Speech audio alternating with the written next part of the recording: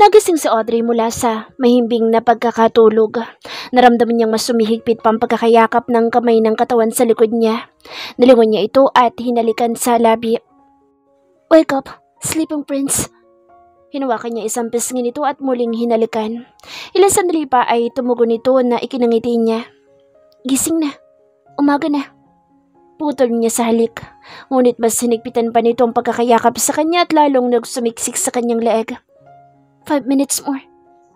5 minutes more ka dyan. Sabado ngayon, hindi ba't i-harvest niyo ni Boyet ang mga pananim sa rancho at i-deliver sa bayan? Kumuwala siya sa pagkakayakap nito at umupo. Hinikit niya ang kumot upang takpan ng kahubdan. "Kaya sige na, tayo na." Hila niya sa braso nito.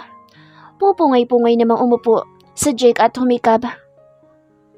"Good morning." Ngiti niya at dinampian niya nang masuyong halik sa labi ang asawa. "Good morning." Ngiti ni Audrey. Tumayo ito at hindi alintana ang kahubdan na lumapit sa Jake sa cabinet. Natakpan naman ni Audrey ang mata. "Wow ha, halos papakin mo na yan ang paulit-ulit kagabi." Mas lalo siyang namula sa naisip. "Ano ka ba? Mami, may makakita sa'yo." Saway niya rito. "Come on, tayong dalawa lang dito sa Nang biglang bumukas ang pinto. "Jake! Diyos ko!"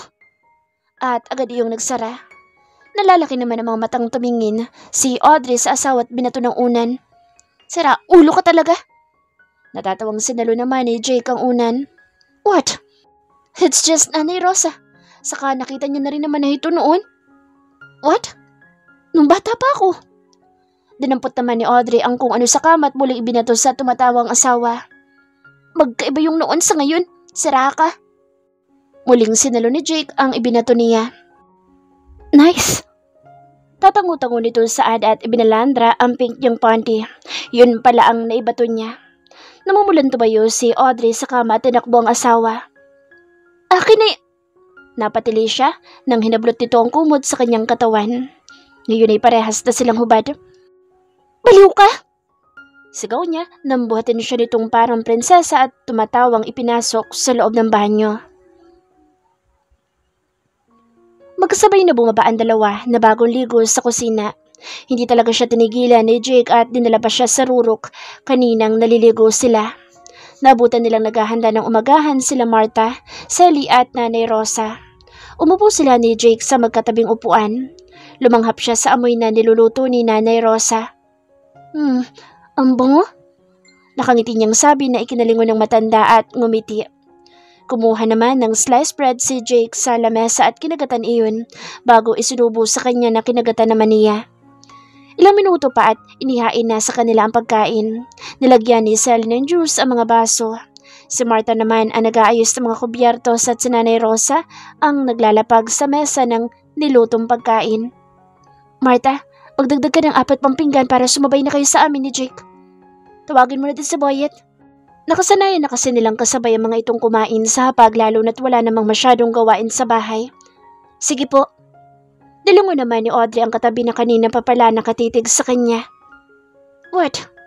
Ngumiti si Jake at dinampian ang halik sa labi sa Audrey at bumulong. "I'm so lucky to have you in my life." Ikinahagikik naman iyon ng huli. "Sus, bolero." Ani Audrey at kinurot ng marahan ng ilong nito. Nasa kalagitnaan sila ng pagkain na magsalita si Sally. Alam niyo ba?" Tawag pansin dito sa kanila. "Hindi ako nakatulog na maayos kagabi dahil sa takot." "Bakit naman?" Tanong ni Boyet at sumubo ng kanin. "May narinig ako kagabi. Parang multo kasi. Iba talaga yung boses niya." "Ha?" Nagtatakan tumingin si Martha sa kaibigan. "Parang humingi ng tulong pero nasasarapan." Natigilan naman sa pagsubo si Audrey. Tapos para siyang may sinisigaw na pangalan. Pangalan ata ni Senyorito. Bahagyang lumapit si Jake sa namumulang asawa. "I told you, we should make our room soundproof." Bulong niya na mas ikinapula ng mukha nito. Tapos habang patagal na patagal, palakas ng palakas. Para talagang humingi ng tulong pero nasasarapan. Patuloy ni Sally at muling sumubo.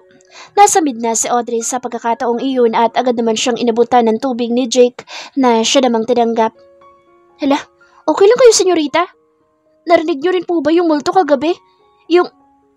Hindi na naituloy ni Sally ang sasabihin na subuan siya ni Nanay Rosa ng pagkain. Masarap ang pagkain. Kain pa! Wika ni Nanay Rosa at muli itong sinubuan. Nang may masimasan si Audrey ay nasapo niya naman ang tiyan at mabilis na tinungo ang lababo. Agad naman siyang dinaluhan ng asawa. Are you okay? Tinipo ni Jake ang buhok nito at hinawakan sa likod. Nilingon naman ni Nanay Rosa si Audrey at tiningnan ng kabuuan nito't wala sa sariling napangiti na lamang. Siniko naman ni Sally si Martha. May nasabi ba akong mali? Kumain ka na lang. Gusto mong malaman kung ano yung narinig mo kagabi, Sally? Tanong ni Boyet at agad naman tumango ang huli. Maririnig mo yun mamayang gabi sa kwarto ni Agad niyang nasapo ang noo nang tamaan siya na lumilipad na kutsarang ibinato ni Martha sa kanya. Tawa na isang basket na puno ng mga bagong pitas na bulaklak sardin. Nilalagyan ni Audrey ang mga flower vases sa buong kabahayan. Si Jake na may kinakausap si Boyet tungkol sa mga aanihing pananim sa rancho na kanilang dadalhin sa mga bahay ampunan at home for the aged. Senyorita, tawag ni Martha sa amo na naglalagay ng mga bulaklak sa isang vase. Pinatatawag po kayo ni senyorito.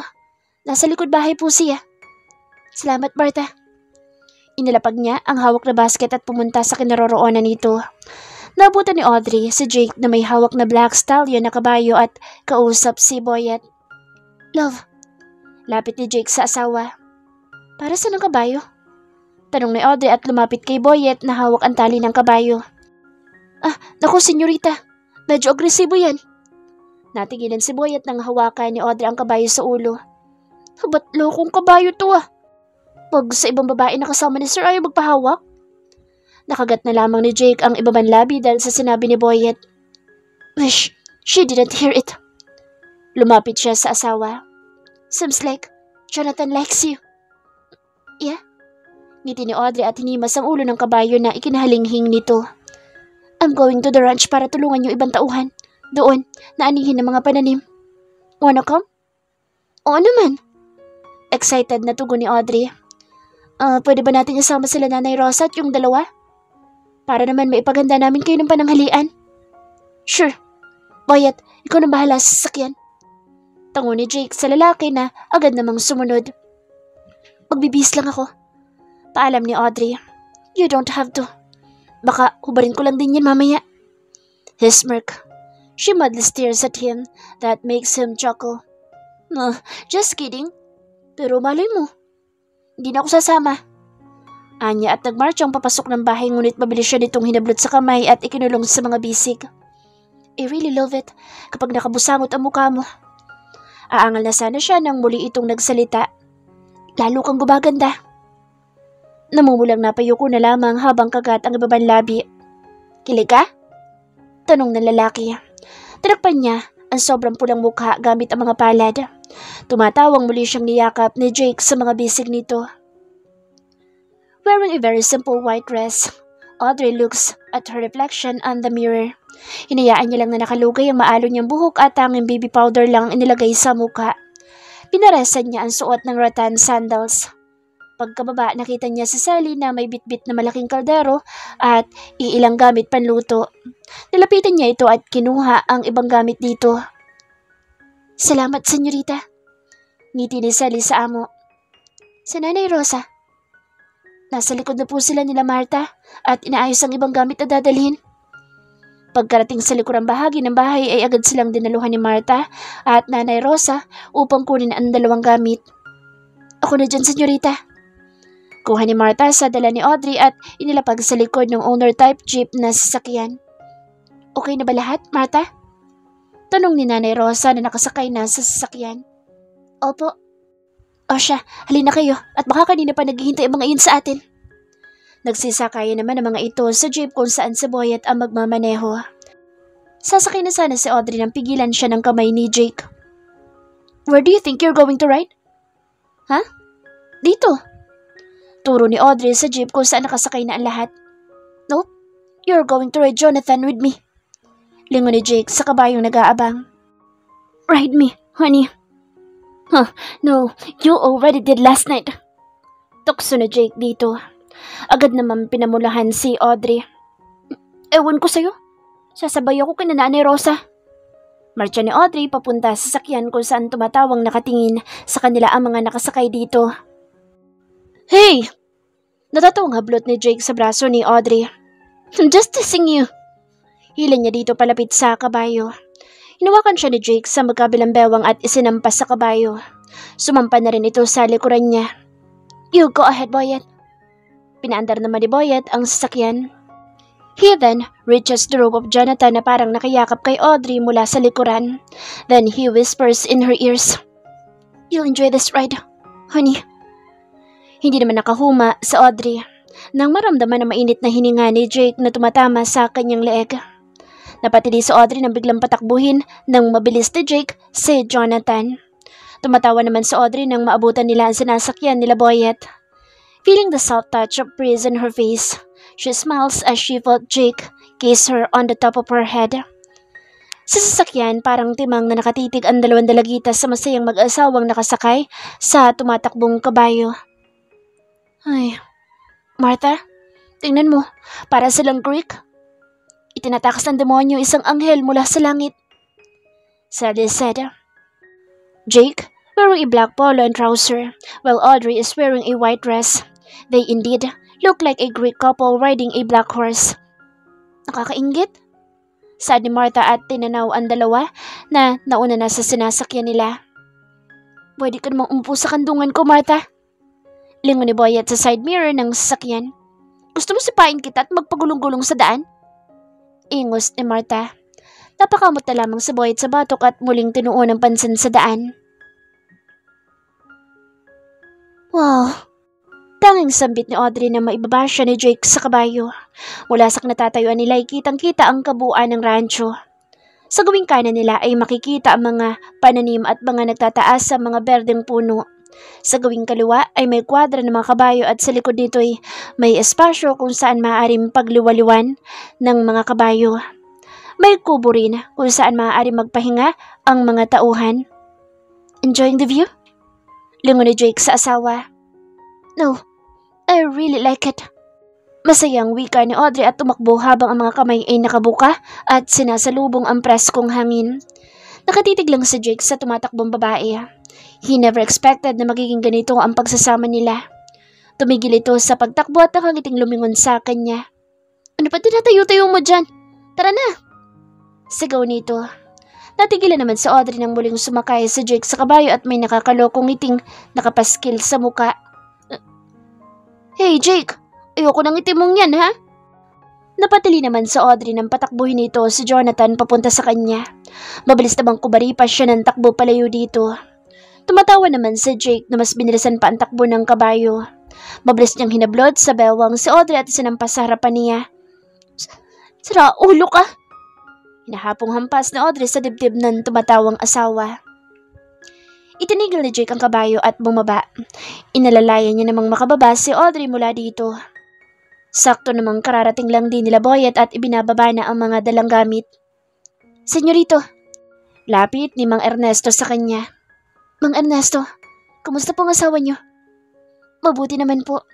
Sa susunod na ang kabuwanan niya kaya todo ingat sa kilos. Bumaling ito kay Audrey. Magandang umaga po. Nakangiting bati ni Audrey. Magandang umaga rin po, senyorita. Hali po kayo't mainit dito. Doon po sa kubo tayo para presko.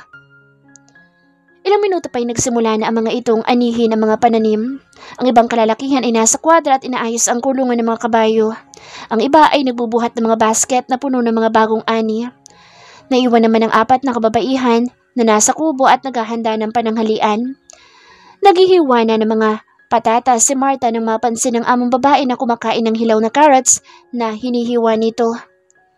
Audrey, baka maubos mo iyan ang hindi pa natin na isasahog. Biro ni Nanay Rosa na niluluto ang ibang sangka para sa menudo.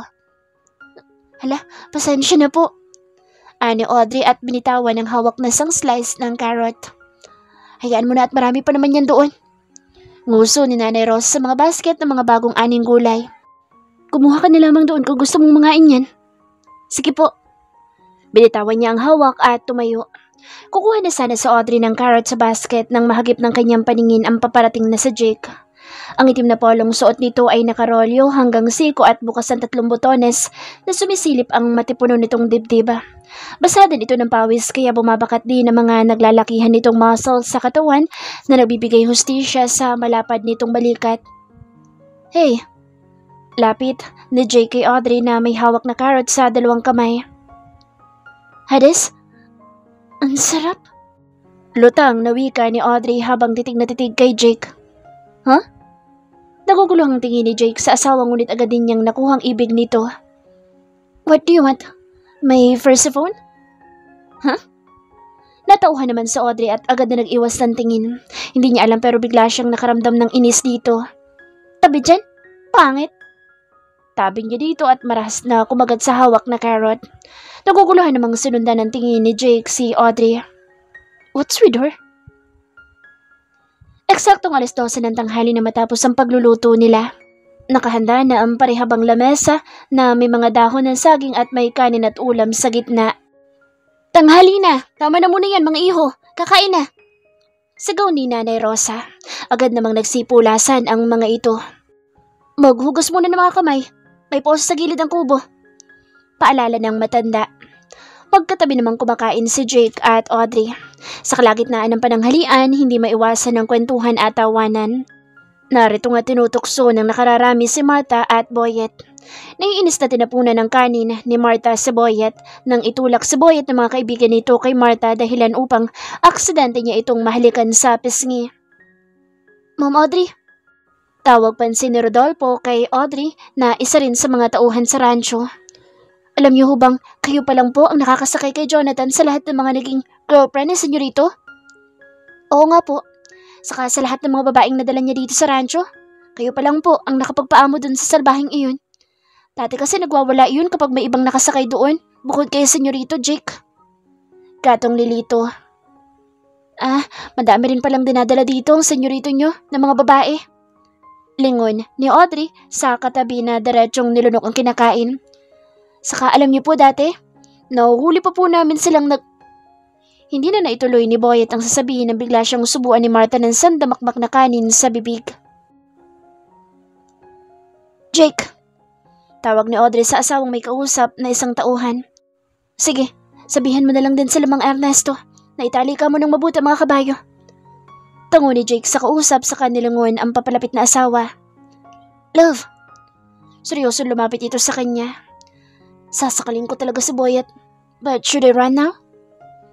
Titig niya sa seryosong mukha ni Audrey. Love, I will explain. Gusto ko ng buko.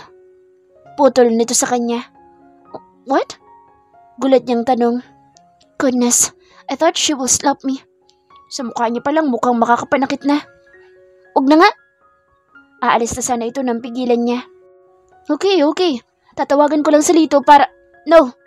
Gusto ko ikaw ang kumuha. Labi ni Audrey. Natigilan naman si Jake. Gusto ko yung maraming juice. Sigaw ni Audrey habang nakatangala kay Jake na nasa taas ng puno ng niyog. Good woman, you'll be the death of me. Bulong ni Jake at inalog ang isang buko. May sinasabi ka? Sigaw ni Audrey mula sa ibaba. Nothing, love. Ilan mo gusto mo? Masayang humihigop ng juice si Audrey sa kanyang buko habang nakaupo sa kubo. Katabi niya si Jake na nakahubad baro at nagpupunas ng pawis matapos ang pag-akyat sa matayog na puno ng niyog. Habang nagpupunas ng pawis, naalala niya ang sinabi ni Nanay Rosa sa kanya. Pawis ang bumaba si Jake mula sa puno. Nilingon niya ang nakangiting asawa na inaalog ang nakuha niyang buko. Iho, lapit sa kanya ni Nanay Rosa. Pagbigyan mo na lang si Audrey sa mga gusto niya. Masama sa katawan ng asawang babae ang walang suporta lalo na't may laman na.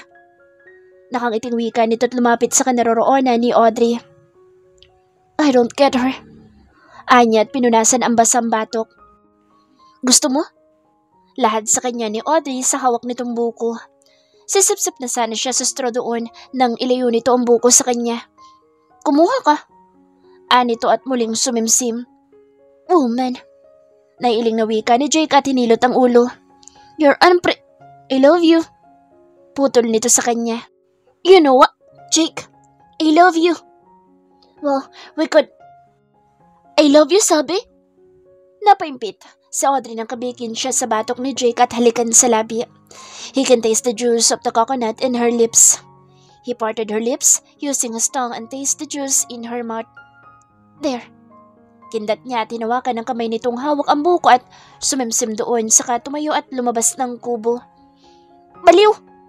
Sigaw nang namumulang si Audrey sa asawa. We're here. Saan ni Jake at pinatay ang makina ng sakyan? Ito ba yung bahay ampunan na sinasabi mo? Tanong ni Audrey at bumaba. Kandungan ni Maria, orphanage. Basa niya sa karatulang nakapaskil sa taas ng gate. Teka, ito yung familiar ba?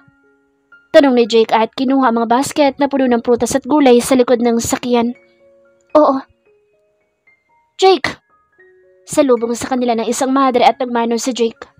Kawan ka ng Diyos, iyo. Lumingon kay Audrey ang madre. Ito bang asawa mo? Opo. Baling ni Jake sa asawa. Abay, napakagandang babae. Kamusta ka, iha? Mabuti po. Ako po si Audrey. Pakilala niya sa sarili. Audrey, ako si Teresa. Sister Terena lang itawag mo sa akin. Anito't ginagap ang kamay ng babae. Nice to meet you po. Ngiti ni Audrey sa madre. Ako din. Kinagagal ako makilala ka. Titig ng madre sa kaharap. Ang mga bata po. Agaw pansin ni Jake sa dalawa. Nasa loob. Teka.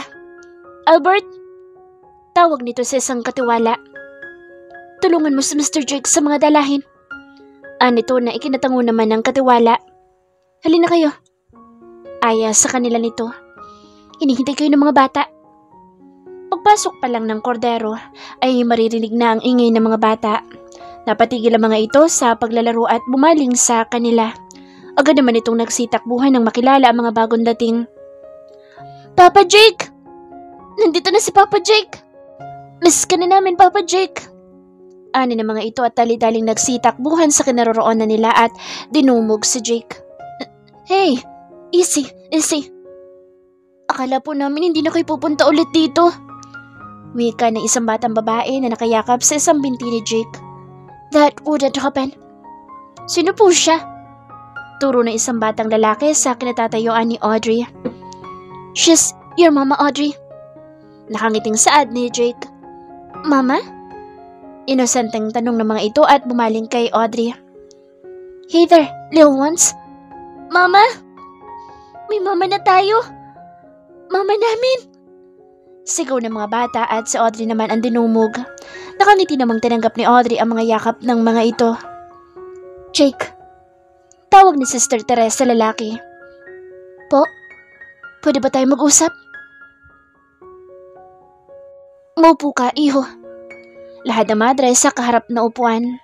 Nagpakawala muna ng buntong hininga ang madre bago muling nagsalita. Hindi na namin alam kung paano ka namin pasasalamatan. Ayos na po makita mga bata. Iho. Gagap na Sister Teresa sa kamay ng lalaki. Napakabait mo. Kulang ang salitang salamat sa mga naitulong mo sa amin. Wala ho yan, sister. Masaya po akong natutulungan kayo. Ngiting saad ni Jake. Maiba tayo. Siya ba? Opo. Tangon niya dito. 17 years ago. Jake, 12 years old. Audrey, 9 years old. May birthday party nagaganap sa hardin ng orphanage. Ito ay ang ikasiyam na taon ng anak na babae ni Mr. Severino Atienza, ang nag-sponsor sa kandungan ni Maria Orphanage. Ang anak mismo ng nasabing Ginoo ang nagdesisyon na doon ipagdiwang ang kaarawan nito. Nais daw nitong makilala ang mga batang tinutulungan ng kanyang ama. Kasalukuyang ginaganap ang palaro ng pagdiriwang ngunit nandito ang isang batang lalaki at nakatunghay lamang sa isang gilid ng poste. Jake, lapit ni Sister Teresa sa batang lalaki. Anong ginagawa mo rito? Wala po. Ayaw mo bang makapaglaro sa iba? O makilala man lang ang anak ni Mr. Severino? Wala po akong ganang makapagsaya. Sagot ng batang si Jake at pumanihik sa kwarto. Sinundan lamang ng tingin ni Sister Teresa ang bata bago pa lamang ito sa bahay ampunan. Naulila ito ng lubos nang maaksidente ang mga magulang nito sa isang pagsabog na naganap sa sinasakyan nitong barko. Hindi rin nila makontak ang ibang kamag-anak nito kaya nauwi ito sa ampunan. Sister Teresa, tawag na isang madre sa kanya. Tagu-taguan, maliwanag ang buwan. Agad na nagsipulasa ng mga bata sa pagtago. Pagkabilang kong 3, nakatago na kayo. Nagpalingalinga ang batang si Audrey ng matataguan at may nakitang nakabukas sa pinto. 1. Agad niyang tinakbo iyon. 2. Isinara niya ang pinto at pinakinggan ang nasa labas. 3. Wala nilalabas. Nang marinig ang papalayong yabag ng batang taya, ay nakahinga na siya ng maluwag. Tiningnan niya ang kabuuan ng silid. May mga nakahilarang kama at maayos na nakatupi ang mga kumot at unan. May inaaninag siyang nakaupo sa isang kama malapit sa isang bintana. Hey! Tawag niya dito. Nalungon siya ng batang lalaki. Why are you here? Alone? Just leave! Say baka nila magtago! Sigaw nito na ikinatigil niya. But there's something in this boy. Feels like danger at alam niyang kailangan nito ng kasama. No, I won't. Wika ni Audrey at lumapit dito. Humarap siya sa nakayukong lalaki. Hi, I'm Audrey. Audrey Atienza. Pakilala niya sa sarili at naglahad ng kamay. Ngunit tiningnan lang iyon ng batang lalaki. Okay. Baba niya ng kamay. Hindi mo namang kailangang magpakilala. Anyat umupo sa tabi nito. Umusog ito palayo sa kanya. Hindi bang kailangan mo? Wala naman. I'm just wondering. Lingon niya dito. Why are you here alone? Hindi ka ba masaya sa birthday party? Hindi ito tumugon. Okay, hindi mo kailangan sagutin. Halataan naman. You know what? Naiingit ako sa inyo. Takang lumingon si Jake sa batang babae. Nagagawa niyo lahat ng gusto niyo. Cause you are all free. What do you mean? Humarap si Audrey dito. All my life, I'll defend up what my parents want for me. Huminga siya ng malalim. Let's say, yes? I'm too young to make my own decisions pero iba yung pakiramdam ng nagagawa mo ang gusto mo bilang bata. Sounds mature, right? Pero simple lang naman ang gusto ko. Makapaglaro sa ibang bata sa kalye, mag-aral sa public school, etc. Tumingin siya sa labas ng bintana kung saan kitang-kita ang ibang bata na nahuli na ng taya. Hindi sa ayaw ko sa buhay na meron ako. It's just that I want to experience what others do. Yung walang naghihigpit sa kung ano ang dapat mong gawin. Ngiti niya dito. You don't know what you're saying. Iling na saad ni Jake. Oh yes, I do. Kaya ikaw, imbes na magmukmuk sa tabi, try to be one of them. Turo niya sa labas ng bintana. God has planned for you. That's why it happened. Kung ano man ang dinaramdam mo. Titig niya sa mga mata nito. Nakatitig lang si Jake sa batang babaeng kaharap. Audrey. Boom! Audrey! Biglang sigaw ng batang taya sa may pintuan at mabilis na tumakbo. Tumayo sa Audrey mula sa kinauupan at muling humarap sa batang lalaki. I need to go para naman ma-save ko pa yung iba pa. By the way, nice to meet you, Mr. Dangerous. Anito at tumakbo ng palabas. Jake! Sigaw ni Jake na ikinatigil nito sa pagtakbo. I'm Jake. Humarap sa Audrey. Nice to meet you then, Jake. Ngiti nito at lumabas ng kwarto. Nakatanaw lang si Jake kay Audrey hanggang sa tuluyan na nitong maisara ang pinto. Audrey. Present. It was definitely her. Sagot ni Jake matapos mailahad sa madre ang nakaraan. Oh, iho. Yakap na Sister Teresa kay Jake. Bye-bye, Mama Audrey. Bye-bye, Papa Jake. See you again, little ones. Kaway na Audrey sa mga bata nang makasakay sa sasakyan. You enjoyed accompanying them? Sakay ni Jake at pinihit ang susi. Yeah, they are so adorable. Sagot ni Audrey na hindi pa rin nabubura ang ngiti sa labi. Matapos kasi ang saglit na getting to know each other nila ng mga bata, ay nakipagkulitan at laro siya sa mga ito buong maghapon hanggang sa mapagdesyonan na nilang umuwi. Daan muna ulit tayo ng bayan. May nakalimutan lang akong bilhin. Sad ni Jake. Sige, bili mo na rin ako ng buko juice. Kakainom mo lang kanina sa rancho ah. Takang lingon ni Jake sa asawa. Kanina pa yun eh. Wika nito nang nakabusangot na naman ang muka. Okay.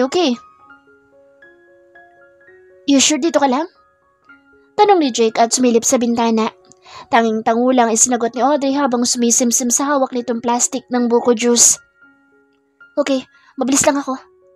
Anya't hinalikan sa noong asawa. Tinanaw naman ni Audrey ang papalayong figura nito sa side mirror ng sakyan hanggang sa lumiko ito sa isang skinita. Minuto ang lumipas at nakaupo lang siya sa loob ng sakyan. Sisimsim na sana ulit siya sa hawak na plastic nang hangin na lang ang mainom niya. Huh? Tinignan niya ang plastic na hawak. Wala na itong laman. Bitin? Anya at lumabas ng sakyan at nagpalingalinga.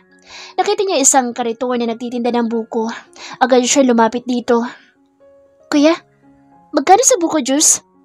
May 10, may 15. Kinapa niya ang bulsa ng suot na dress. Teka kuya, nakalimutan ko yung wallet. 2.15 kuya. Saad ng isang baritonong boses at nag-abot ng 50 sa tindero. Nilungon niya ito. Winston? Told you, we're going to meet again. Kindat dito sa kanya at itinaas ang suot na puting cup. Thank you. Ngiti niya. Sino nagsabing libro to? Anito at kinuhan 2 plastic ng buko juice sa tindero na agad na ikinasimangot niya. Head chuckles. Init agad ng ulo mo. Of course it's yours. Hindi ko naman kayang ubusin to. Saad nito at iniabot sa kanya ang isang plastic. Ewan ko sa'yo. Labi niya at kinuha dito ang plastic sa kaagad na sinimsim. Why are you here by the way? Sinamahan ko lang si... Your husband? Yeah.